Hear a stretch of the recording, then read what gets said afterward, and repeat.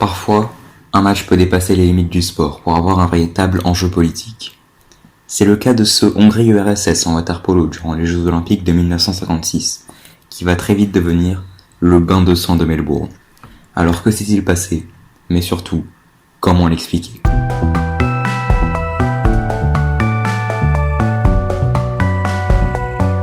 Pour tout comprendre, il faut remonter un mois en arrière, le 4 novembre 1956.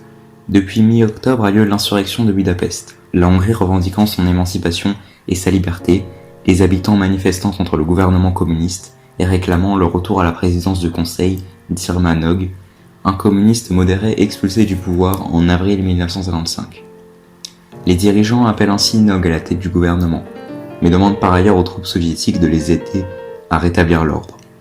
Ils tentent alors d'intervenir, mais se retirent finalement le 27 octobre. Le peuple hongrois croit une victoire et l'insurrection dégénère 3 jours plus tard, avec l'occupation du siège du Parti communiste et le massacre de ses occupants ainsi que de ses gardes qui n'ont pourtant rien à voir avec le régime détesté. C'est ainsi que le 4 novembre, une vaste offensive soviétique est lancée dans le but d'écraser la révolution soviétique. Ce sont 1500 chars russes qui entrent dans la capitale et font 25 000 morts pour marquer le début d'une répression sanglante qui anéantira les espoirs d'indépendance et de liberté des Hongrois. À Melbourne, le hasard de la compétition veut que la Hongrie et l'URSS s'affrontent le 6 décembre 1956 lors de la phase finale. Le ton de la rencontre est donné avant même que le match ne commence. En effet, le public a choisi son camp et se montre enthousiaste à l'entrée des Hongrois, puis reste de marbre à l'entrée des Soviétiques.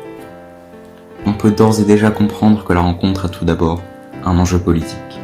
Surmotivés, les Magyars encouragés par 8000 spectateurs présents mènent 4-0 à une minute de la fin, lorsque le soviétique, Valentin Prokopov, frappe au visage le hongrois Ervin Zador. Son équipe vit alors ce geste comme une véritable agression, et cela sert de prétexte à une bagarre générale. Plusieurs joueurs se battent et cela donne lieu au bain de sang de Melbourne, puisque l'eau de la piscine devient rouge. L'arbitre est contraint d'arrêter le match.